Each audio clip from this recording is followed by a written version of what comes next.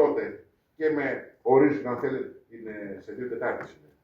Η Γενική Συνέλευση της Κεντρικής Ένωσης Δήμων Ελλάδας είναι ένα, αν θέλετε, ορόσημο που μπορούμε να κάνουμε την πρώτη στις παρατηρήσεις, επεξεργασία, αλλά προφανώς μπορεί και μέσα των συλλογικών οργάνων να στέλνετε ήδη παρατηρήσεις. Και από εκεί και πέρα η δημόσια διαβούλευση μέσα στον Ιανουάριο για να πάμε στη Βουλή με την τακτική νομοθετική διαδικασία. Άρα σημαίνει 4 επιτροπές, 3 συνεδριάσεις ολομέλειες λόγω του ενδιαφέροντος του πιθανόν. Μέσα στο Φεβρουάριο η έναρξη ισχύω του θα είναι 3 μήνες μετά την ψήφιση, δηλαδή δεν θα ξυπνήσει κανένα πρωί, θα αλλάξουν τα πάντα. Θα έχει και μεταβατικά διαστήματα. Σε όλα σχεδόν τις αλλαγές υπάρχουν μεταβατικές διατάξεις ώστε να γίνει αυτή η μετάβαση. Μέσα στις άκρες αυτό είναι το πλαίσιο. Τα πήρατε τα κείμενα. Γίνεται η τεχνική επεξεργασία από την Κυβέρνηση της Δήμων Ελλάδας.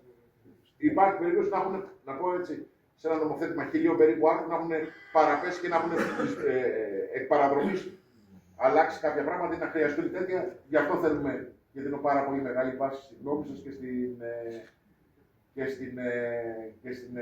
και στην ανθρωποδότηση ενός κειμένου. Θα κλείσω λέγοντας ότι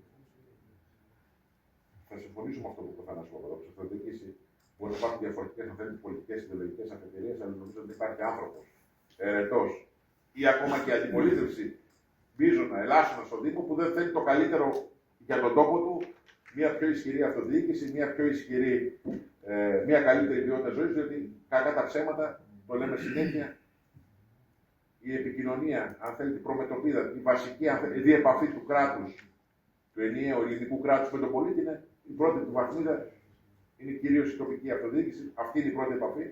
Αν θέλετε, αυτό είναι και το αποκούμπι στον οποίο λέει τα παράπονα